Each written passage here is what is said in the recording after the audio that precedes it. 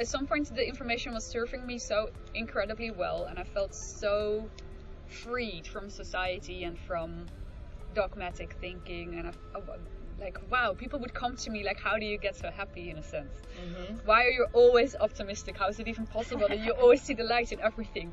And I'm like, yeah, but it's a muscle, you can train it, you know. It's fun. And it's like I was just being invited to do something with coaching. So from being an artist for some years after art school, I started to go into creative coaching. And I thought, if I can use drawing and painting as a way to process my experiences and bring them out to the world, in a sense, then other people might have benefit of that. So I would draw with other people, and they would start to heal their own traumas or whatever was going on there. Okay. And from that, and that felt like a really beautiful thing to do, I would speak more. And I thought, you know what, I'm just going to set this up as a practice. I'm going to go from just being an illustrator artist to creative coaching, life coaching. So you developed your own technique? Yeah, kind of. And then my practice began to take off a little. And then everything was going so super rapid, because I was afraid to speak about the real story, remember? Because I thought they might think it's awkward. Yeah.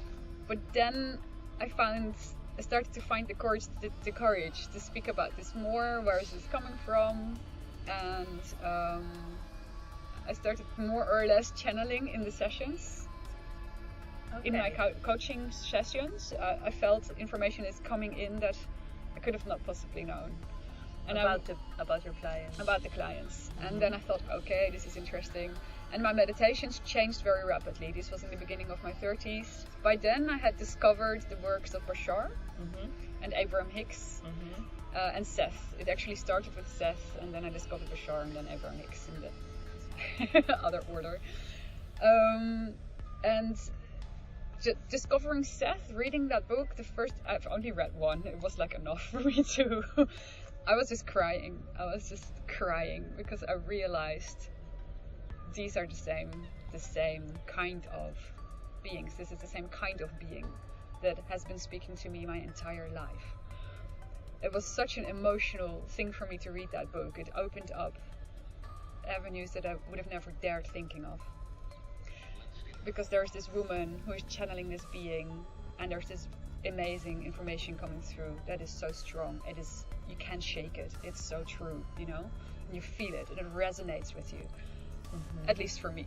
Yeah. And I know how it feels. Yes. Like coming home in 1,000 ways, and I was like, who can I share this with, this joy? And I didn't know how to, because then I would have to tell my own story, because why are you so happy? Why am I so happy, right, with this book? So just started to just get the ball rolling, and then I discovered Bashar, and the first videos, again, like I watched like 10 or 20 videos of him on YouTube, and all of them, I was just crying. I couldn't stop crying, because it was, oh my god, this is the exact same kind of information. It's the same energy, it's the same frequency. Then at some point I visited through a very nice row of beautiful synchronicities, and me following my heart once again to what other people would think, oh, these are such weird impulses, why do you suddenly want to go to America? I thought, I want to travel, and I want to see the United States, and I want to see the red rocks of Sedona. So I ended up there. I saw a friend who hosted me through couchsurfing, which is also a very new paradigm system of people helping each other to see the world. And this friend surprised me. I told him about my passion for the information of Bashar, and he surprised me by going there, taking me to one of those sessions in LA. And we went there, and while I was in the audience, I didn't have any questions, by the way. I never had questions. I was just enjoying the information of it. All the time I was looking through channeled information. For me, it's like I'm home with my family, and I'm just loving it so much. And no question, I'm just there. So I was there in the audience and just drinking it in and just being. And then I felt I was being taken apart a little bit, taken aside, you could say. and the room just blurred and the sound went down, and I felt that beings were around me and they were working on me, you could say. And then they left me with this image of a cat sitting on my head, and it sounds really funny, and they thought it was very funny, and I understood that they thought it was very funny. So I'm like, okay, I'm in a joke, a practical joke, and I don't get it, but okay. So they basically gave me this image, like a picture in a slideshow. Look, this is you have a cat on your head, and this is funny. And I could feel the pressure of the cat on my head, and it was really weird, because I knew it wasn't really there. But I had this picture, and they left me with that. And then there was a break in the channeling that Daryl Anka was doing, for sure. And my friend turned to me and he was like, okay, do you want to have a sandwich or something? Let's go and have a sandwich. And I was like, I can hardly turn my head. I don't know if I could get up because there's a cat on my head. And he's like, what are you talking about? You know? I said, I can feel it. There was these beings and they put this cat on my head and I don't know what it's about, but it's fine. It's funny. I know it's funny. And he was like, all right, well, he knew me. So he's like, okay, whatever, you know.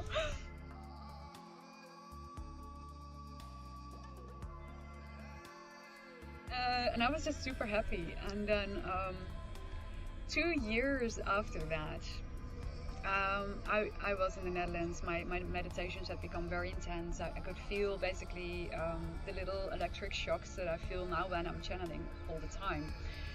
That was starting to happen. I felt the closeness, or the presence of my guide very much. Also in circular breathwork, that's also a thing we did together. Yeah. I could feel he was there and really close. I have had experiences where he was holding my hand or put a hand on my face, or I could see his eyes look at me while I was having my eyes closed and just see his face. And there was so much love. But I wasn't aiming for becoming a channel or doing anything with that. I was just enjoying the energy. And you knew it was your guide? I knew it was my guide. I knew it was loving. Yeah. Yeah. And if it comes this close to you, it's your guide. It's some part of you that wants to be really close, and if that feels good, in that sense it's already guiding. Yeah. So I felt very loved and beautiful with that, and I was living the life, in a sense, of my dreams, because I was, to the best of my ability, I was following every impulse in my profession, in how I live my life. And then I went to see this ET channeler in the Netherlands. Through divine coincidence, she came into my life. And she works with a team that also works on physical issues, and so do I now.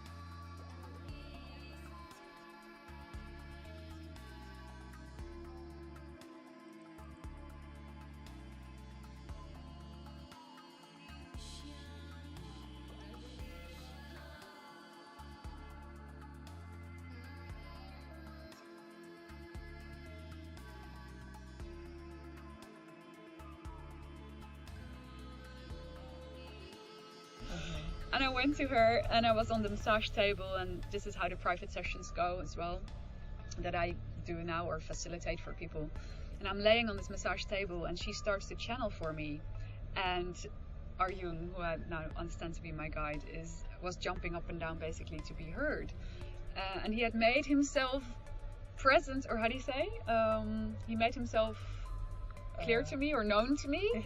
Just a month before that, I asked a question in my head during a silent meditation with a group, and I asked him because he was getting so close that it was like, okay. I was like getting questions about this. I said, who are you? And I got this like spelled out in front of me, YahYel, very, very clear, and in my ear. Letters. The letters, the text, In like in your- spelling, The back of your eyelid. and the sounds. Ah, eh. Not the letters in between, but the sounds. So YahYel, and I could read it, and I was like, whoa, and I didn't expect that. So, and I actually thought for a second other people might have heard it. So I didn't tell the lady that I came for the ET session with. I didn't tell her about this. I came for my back, right? So I'm laying there, and my guide is jumping up and down to get my attention, and she starts channeling him for me. Wow. And she tells him, there is a guide here for you. And at that moment she thought his name was YahYel. She wasn't familiar with the race in the same sense. Okay. Or didn't think of that at the moment, but she channeled, the first thing that came to her was, there's a guide here for you and his name is YahYel. And I was like, oh my god.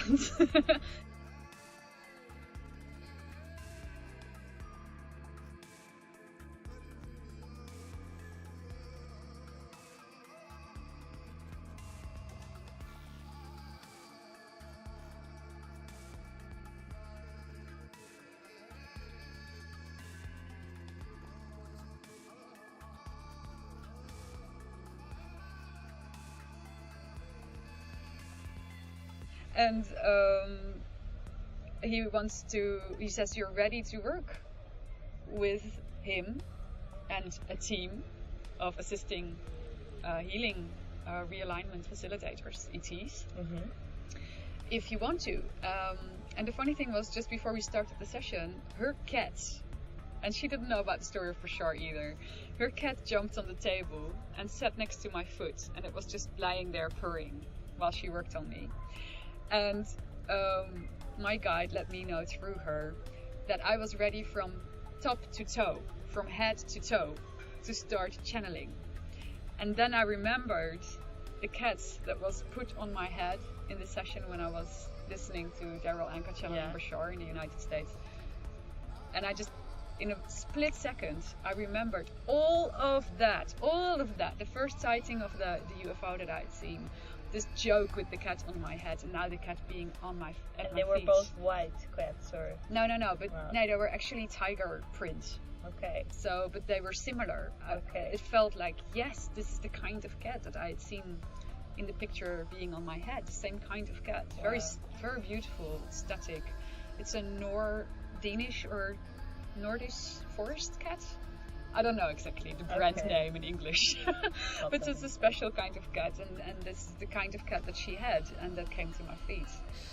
And this is just stunning because I hadn't met her back then. In this split second I could see how they have had this entire overview all the time. My guides knew, my extraterrestrial guides knew that if I was gonna keep on following my heart, I would end up with this woman who had this cat already, and that would make sense of the entire story that happened at Daryl Anka's channeling 2 years earlier, and everything just very rapidly fell into place. And after she told me, and I felt from head to toe a big shift in my entire system, and I was really letting in, because I was like, oh my god. And I asked her, all these childhood things and visitations, are they related to this? And she channeled for me, yes. You've been working with many species your whole life. You have all these agreements, open agreements, but in a sense, you knew it was gonna serve you. Yeah. And I was, okay, bring it on. So I never knew I could do vocal channeling. I did it writing. I kind of knew. I did it in the arts. I went to this really far away space. I was really out of it. I wouldn't drink or eat or even go to the toilet if I was making a painting, and you notice you're an artist, how you kind of zone out. And with writing as well, and the poems were very elevating, and it was so much about love and seeing the bigger picture always, and I kind of but this was different. I thought, okay, wow, somebody's telling me I can vocal channel.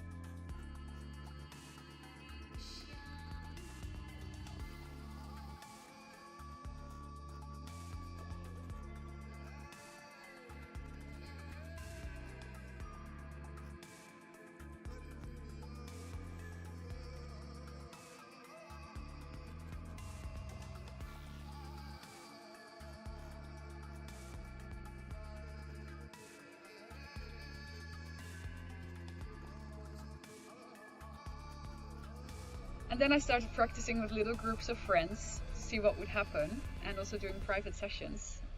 And yeah, the responses have been so overwhelming that within, like, say 4 months, this coaching practice of mine changed into me being an ET channeler.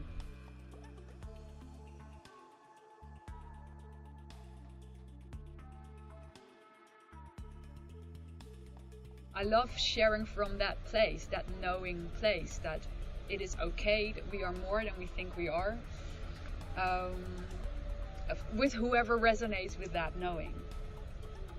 Yeah, and that's just such a huge passion, and there's so much love and so much joy in that, because we are magical beings. Every human being is absolutely magic, and we're just starting to remember that.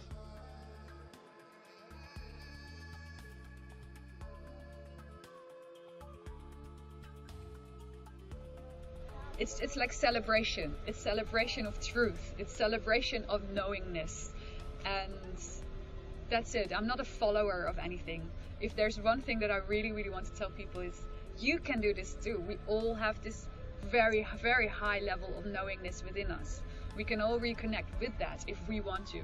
And this is their main message. This is what the ETs are constantly reminding us of. It's all self-empowerment, self-love, follow your dreams, do what you believe in is your highest truth, your highest passion, with integrity towards yourself and other people, and with being honest in looking at your own belief systems. Yeah. So that's really what it's about.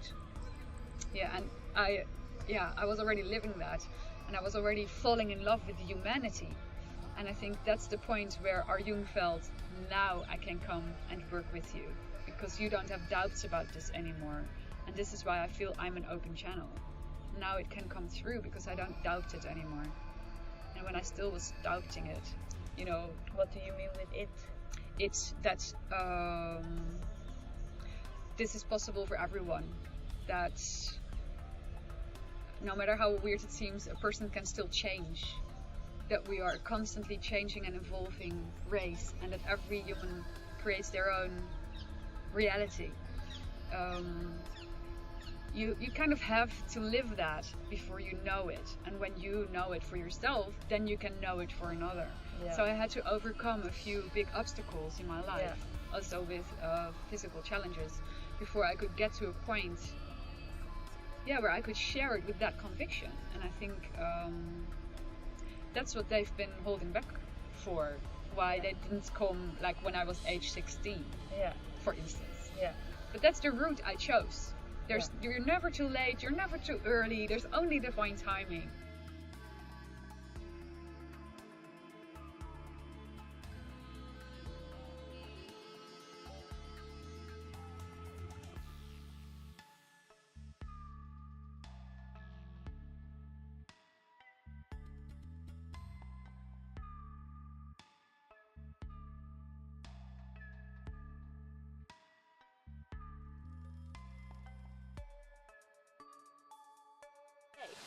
Okay, we're back.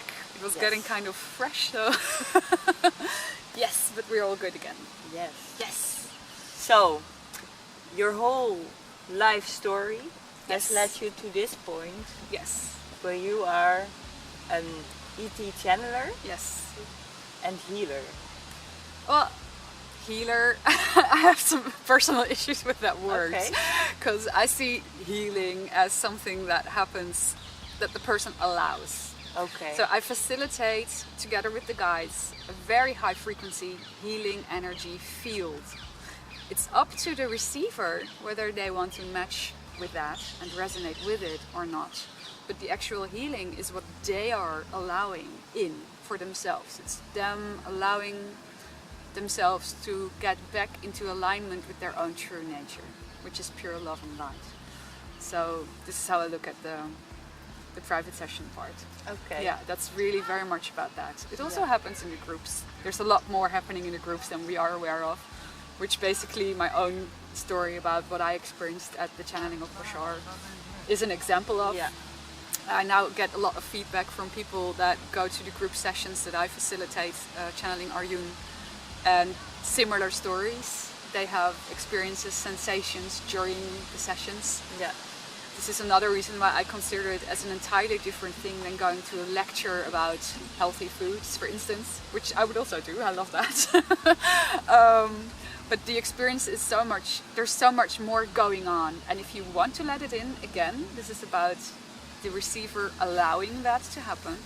If you resonate with that, then you can get a whole lot more out of a channeling session than you can ever consciously grasp in that moment, because we have all made all kinds of agreements with other parallel versions of ourselves to get downloads and upgrades, and being in such an environment and just following your interest and going there and see what it brings you, I can only recommend it.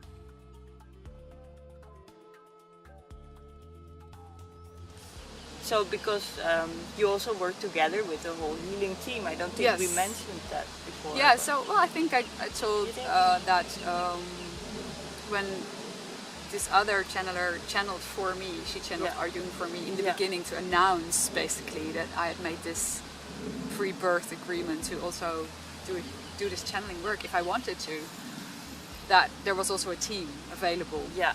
So yes, it's not just Arjun, it's, as I understand it from him by now, it never is just one being. It can come through like one, but it actually takes a lot of effort to make that connection. So it's usually a group helping to pave the way or make that connection stable, because for them it's quite a lot of work to actually get down here.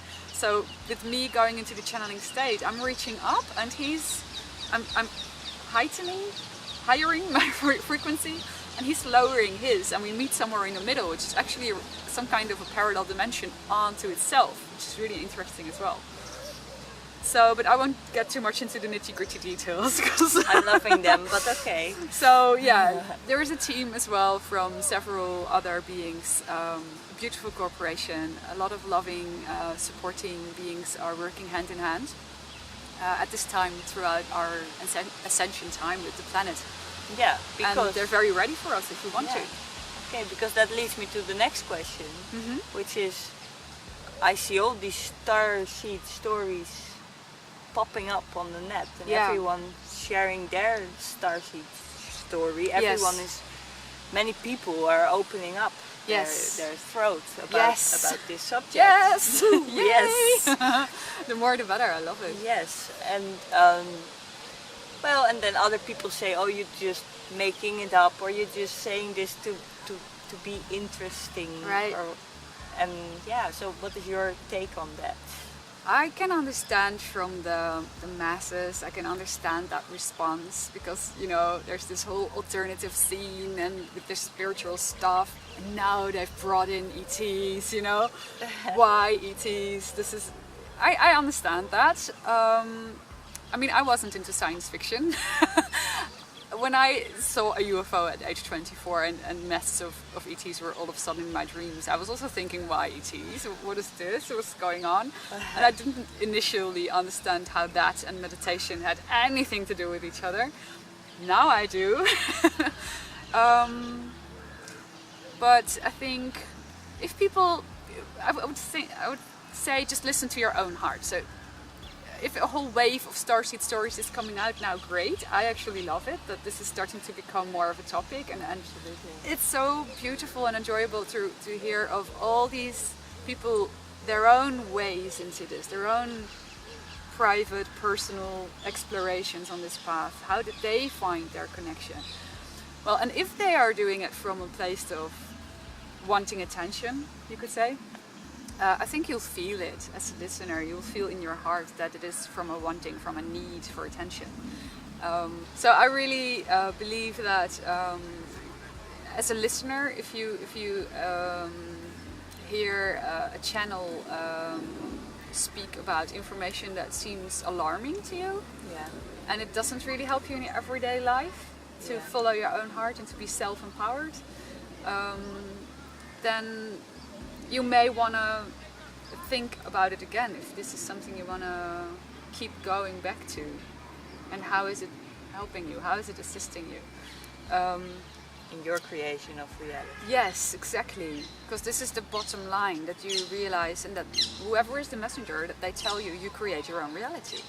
So this is a bit of the pitfall with the warning messengers, the fear-based sending warnings out messengers, that very often they are actually creating the opposite effect of what they believe they want for humanity. They think, I sent out this warning and that is love. And that is love because I am rescuing people from the big, evil, whatever. And then all the people get uneasy with that message in whatever way, shape or form it was brought to them. And by their worry, they are creating what they are afraid of, you see. So this is resulting in the opposite effect. So there is no need for worry. There is never need for worry. That's the bottom line, because first of all, need, this word, and worry is both not working in your benefit. So trust is what you want to replace that with, and keep on believing in yourself, and that everything is constantly changing and everything has opportunity. But for me, sharing this information and being in a sense a messenger that is connecting one world to the other,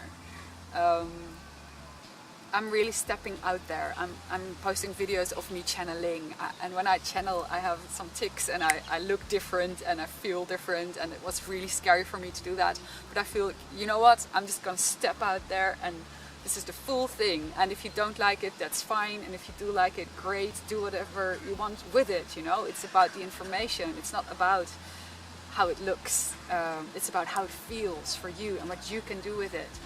And this is what I believe is love for humanity, at least in my own experience. I love people so much. There is no more beautiful thing in the entire world than to see somebody understand it and become more self-empowered and start living their own dreams and become their own most magnificent version of themselves. That is so gorgeous. Absolutely. And they don't need me for that. They don't need anybody for that. But if I can be a part of their path because I do this channeling and that inspires them to discover more of who they feel they really are, then I feel incredibly blessed to be able to bring that message across some way or another. And whether that is through an art piece or them attending a channeling, it doesn't really matter. It's all channeling in the end. There's just different frequencies of channeling, and some people think the way to channel is more ego-based, negative. Maybe everything is gonna fall to pieces and we're all gonna end up in doom. In a sense, that's a channeling, but it's just a very different frequency one. Yeah. So, and I just love this version with Arjun and the love-based one, and yeah, it's so exhilarating and joyful and beautiful. And so watchers, self-empowerment is what we're looking for, right? yes, and yes again. Yes. Okay, then we are ready for the last question. Mm-hmm. How do you see the future? How do I see the future? Wow, I love to not limit that. So this answer today can be a different one tomorrow and in an hour. But today I would say I love to envision the future, whatever that may be looking like, to feel the energy of it, to as much put myself right in the middle of whatever I think it will look like right now, right here, and to be that energy and to just really love it and then go on do my thing. So I picture a world where there is open contact with the extraterrestrial beings. Oh my God, yes, I want to throw this in. There's some people who are making this happen, in a sense. They are making this topic more open. And I'll put some links below this video, projects, websites where you can find these people who are more openly speaking about their experiences, that they've had contact experiences, and the technologies that come with all of this, because this is what you said before, self-empowerment. This is why the extraterrestrial beings are so incredibly pro self-empowerment and do your own thing and be your most complete human version. It's not about fleeing away from Earth, you know, and running away from here and hiding in some kind of imaginary world on another planet because you don't feel at home here. The point that you feel that very strong connection, as I understand it, is because you want to bring that energy over here, down here, grounded on Earth. And Arjun is very clear about that. Bring your whatever frequency you can pick up on. That is very beautiful from the cosmic. Love-based. Cosmic, yeah. Love-based, beautiful, intuitive, artistic, or musical, whatever it is for you. Bring it here, bring it into your body, share it with other people, bring it forth. So in the future that I envision, people are doing that. And I understand from Arjun that when we do that, we are also more open for help from them to assist us in cleaning up the mess that we have made on this earth so far. Or, well, this earth as I perceive it right now. And the mess is not worrying me. I'm full of trust that that everything can be reversed, that it can be healed. Because that's what we want to do. We want to heal ourselves. And as we heal ourselves, we heal the world. And whatever will be needed for that healing, no matter how ungraspable that may seem to your rationale right now, whatever tools are needed to fit in those blanks, to fill in those blanks, it will come to us. It will come to that version of world that you are shifting to when you follow your heart.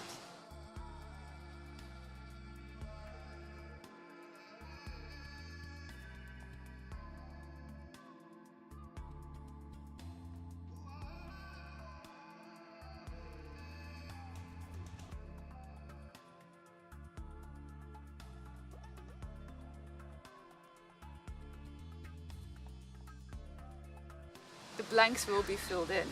Things will be synchronous. I can see clean energy. I can see clean oceans.